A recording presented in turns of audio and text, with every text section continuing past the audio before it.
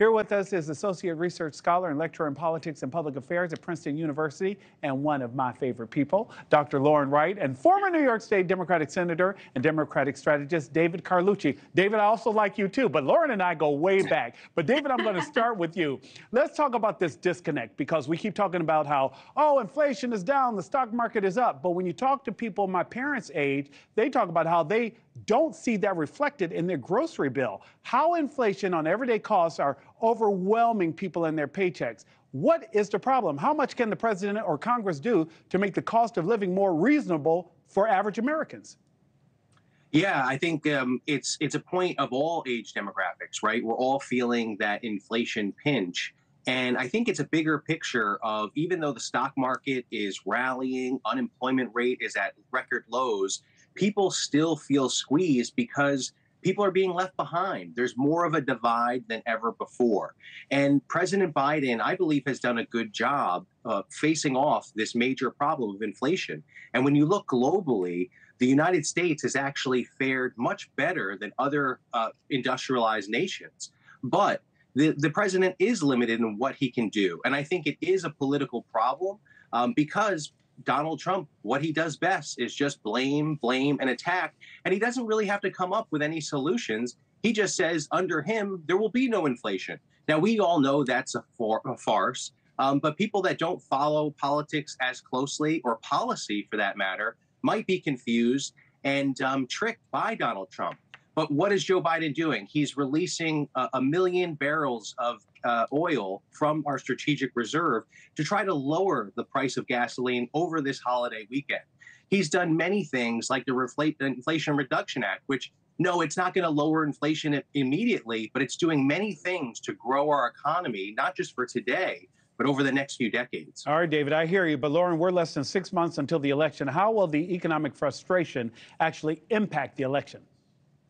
Well, it's going to be the #1 issue. And I agree with David that Trump has an advantage here, because people are just looking retrospectively at their paycheck 4 years ago, how much that was able to buy them at the grocery store, how prosperous they and their families felt. And they hold Biden responsible for that. And it's a very, very tough message to sell that, well, yes, we see that you're hurting, but this really doesn't have anything to do with our administration. Look at all the good things we're doing. People have just said in surveys over and over again that they're not really connecting with that message. That's an uphill battle for Biden. And so whoever wins will be the candidate, I believe, with a better economic message at the end. And it's true that there's some forces Biden doesn't have control over, but we have to look at the fact that both Trump and Biden injected about $9 trillion into the economy that even Democratic-leaning economists said will cause short-term inflation. And so some of it is what Trump and Biden were both directly responsible for. And so they need to be ready for those questions too, especially on the debate stage. It almost sounds like, hey, the economy is up. Who are you going to believe, me or your own wallet? And it gets so frustrating for everyday people. David, the Libertarian National Convention is taking place this weekend in Washington, D.C. And RFK Jr. spoke there on Friday. He's been polling with an average of about 8% against Biden and Trump. Who benefits the most with him in the election? Well, I think the Libertarian Party benefits the most, right? We're talking about the Libertarian Party right now. They're inviting Donald Trump to speak, who's the GOP nominee. This is an unprecedented event that they're not going to be endorsing the GOP candidate, but yet they're having him come to their convention to address delegates, to address libertarian voters. So it's an interesting move. And RFK Jr., I mean, talk about wanting to have your cake and eat it too.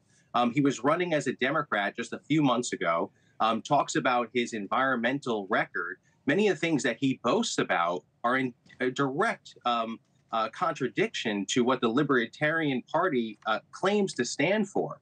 But I think this is all about trying to boast the Libertarian Party. I think it's a smart move for them. I disagree with them on almost every level, because I think it's living in a fantasy land, that the things that people are excited about and talking about, trying to inject money into the economy, trying to reform immigration in our country, fighting against crime, all of these things, the Libertarian Party doesn't have anything to stand on what they'll do.